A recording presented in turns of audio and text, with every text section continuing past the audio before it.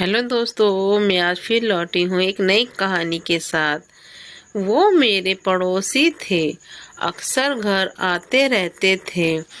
शरीर से काफ़ी भारी भरकम थे और खाने पीने के शौकीन। घर में घुसते ही कुछ खाने की फरमाइश जरूर करते। कुछ खाने को ना भी मिले तो चाय तो जरूर ही पीते।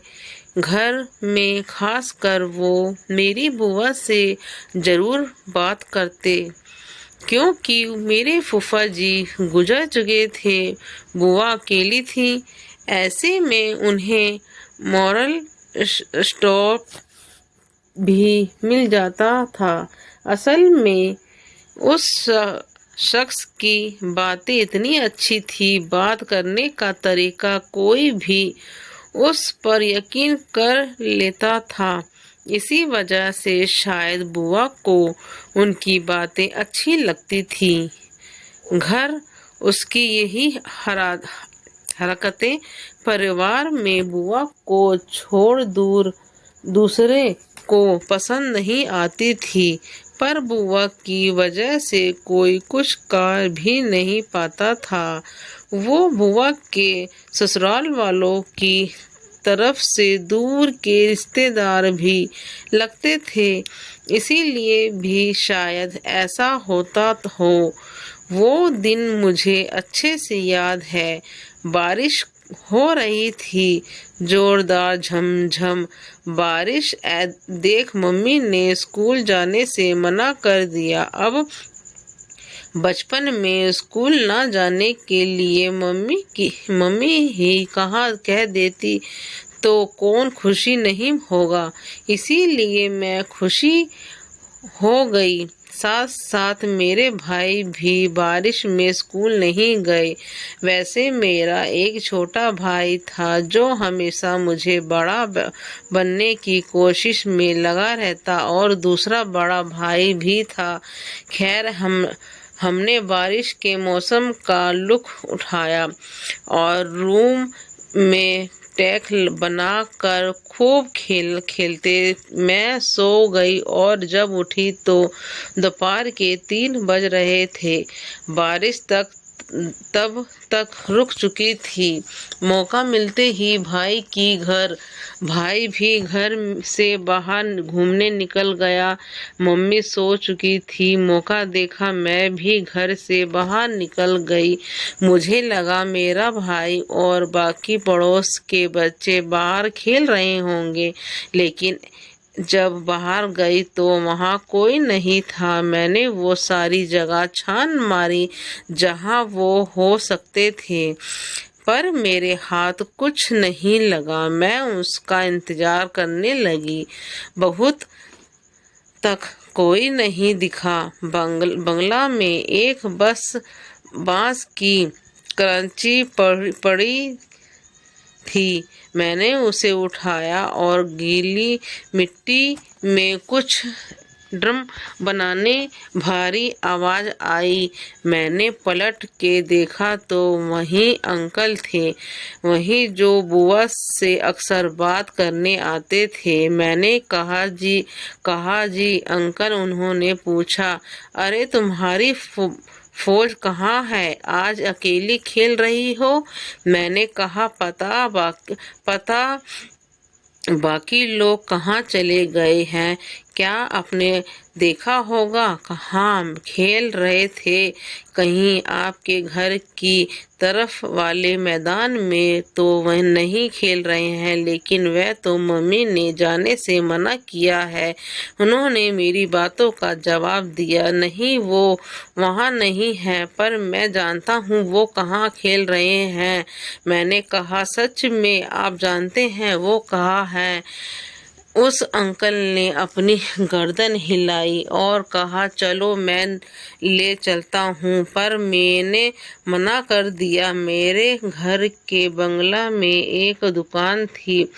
वो अंकल वहीं जाकर बैठ गए। दुकान वाले से कुछ बात करने लगे। थोड़ी देर बाद उन्होंने मुझे फिर आवाज लगाई। मैं उनके पास गई। उन्होंने मुझे अपनी गोद में बिठाया और फिर कुछ कुछ बात करने लगे। दुकानदार से धीरे धीरे उन्होंने अपना हाथ फेरने मेरे फ्रॉक के ऊपर फेरना शुरू किया। वो मुझे नीचे छूने लगे।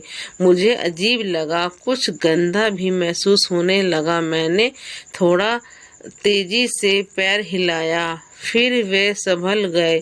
मैं उनसे खुद को छुड़ाने की कोशिश करने लगी, पर उन्होंने मुझे जाने नहीं दिया। कहने लगे कि अरे क्या हुआ तुम्हें, अभी तो तुम्हें खेलने जाना था, चलो मैं लेकर चलता हूँ। फिर वो दुकानदार गुप्ता जी से कहते हैं, ठीक है मैं चलता हूँ, बच्ची को खेलना है भाइयों के साथ। गुप्ता जी ने कुछ नहीं कहा, जैसे वो जानते हों सारी चीजें। मैं उस अंकल के साथ नहीं जाना चाहती थी, पर उन्होंने मुझे जबरदस्ती गोद में उठा लिया और कहीं लेकर जाने लगे। मैंने उनको मना किया, पर उन्होंने मेरी बात नहीं सुनी। पहले मुझे वो दुकान ले गए, वहाँ कुछ चॉकलेट खरीद कर मेरे हाथ में पकड़ा दी और कुछ जबरदस्ती में मेरे मुंह में डाल दिया ताकि मैं कुछ बोल ना सकूं।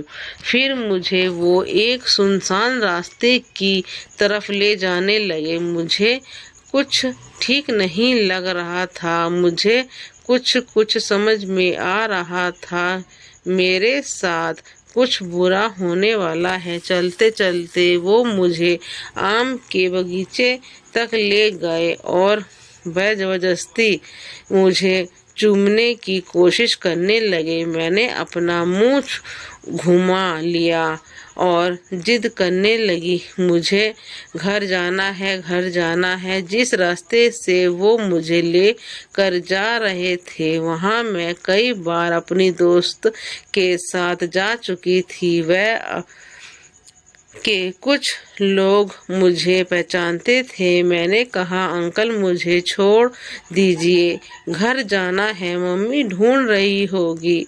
वो मुझे और अंदर की तरफ लेकर जाने लगा, मानो जैसे उस दिन उसने तय कर लिया था कि वो अपनी गंदी मशक को पूरी करके रहेगा। उस उम्र में मुझे नहीं पता था कि हवस क्या चीज होती है, लेकिन उनकी आंखों को देखकर समझ गई थी कि ऐसी हरकत करने वालों की नजरें कैसी होती हैं।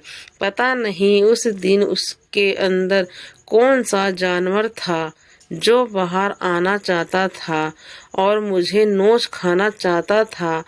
उसकी आंखें आज भी मुझे डराती हैं। वो अपनी प्यास बुझाना चाहता था, मेरा रेप करना चाहता था। वो रेप करने की जगह ताशने लगा, मेरे मुंह में कपड़ा ठूस दिया, मेरे शरीर को गंदी तरह छूने लगा। मेरे फ्रॉक उठाकर उसने मेरे प्राइवेट पार्ट पर जोर से काटा। मैं चिल्लाई, जोर से चीखी और आवाज बाहर नहीं गई। वो मेरे तक ही रह गई क्योंकि उसने मेरे मुंह में कपड़ा जो ठूस रखा था। मेरे हाथ में उसने चॉकलेट छीना, फिर चॉकलेट का प्राइवेट पार्ट मेरे प्राइवेट पार्ट पर लगाया और कुछ करने की कोशिश की। तब तक कोई बगीचे की तरफ उसे कोई आता हुआ दिखा। उसने मुंह छोड़ दिया, मेरे मुंह से कपड़ा भी निकाल दिया और मेरे आंसू पोंछ दिया। मुझे गोद में उठाया और आगे ले जाकर छोड़ दिया।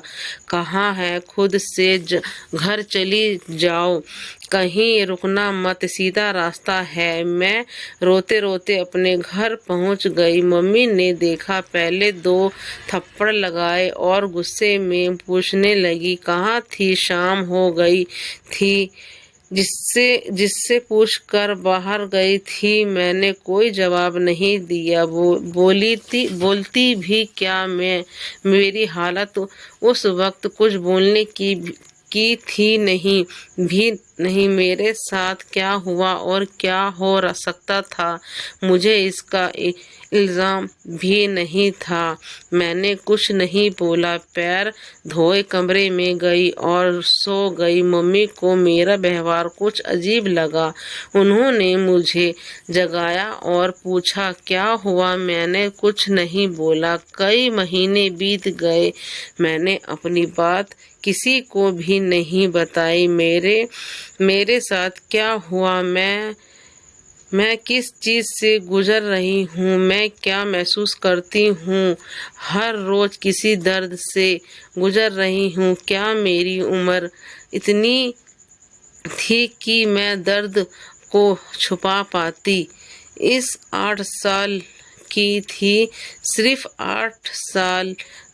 क्या सच में बात पाना इतना मुश्किल होता है। बचपन में ही मैंने कैसे ये तय कर लिया कि मेरे साथ जो हुआ, ये गंदी लड़की क्या होती हैं। ये सब मेरे दिमाग में आया कहाँ से। मैं 14 सालों से इस हादसे को अपने अंदर क्यों दबाए हूँ। मैंने कभी किसी को बताया क्यों नहीं, या शायद मैंने बताया पर किसी ने समझा नहीं। मैं ये दावे के साथ कह सकती हूँ कि मुझ जैसी ऐसी 1000 लड़कियां हैं जो खुद को अपने साथ हुई प्रकृति का शिकार बनती हैं। उस बात को 14 साल बीत चुके हैं, पर खुद को मैं कैसे समझाऊं। जो हुआ उसे भूल जाओ।